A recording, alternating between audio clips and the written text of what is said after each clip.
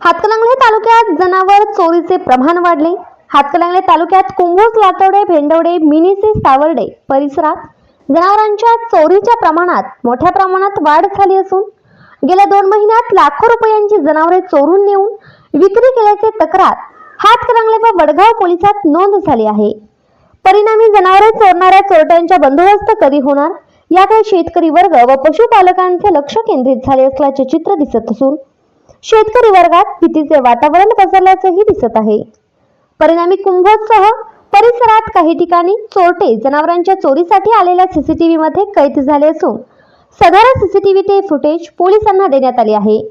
परिणामी पोलिसांच्याकडून सदर चोरट्यांचा बंदोबस्त होईल का नाही यावर मात्र शंका व्यक्त केली जात असून सदर चोरीमुळे शेतकरी वर्ग चिंतेत असल्याचे दिसत आहे। VIP न्यूज मुख्य संपादक विनोद शिंगे, कुंभोज।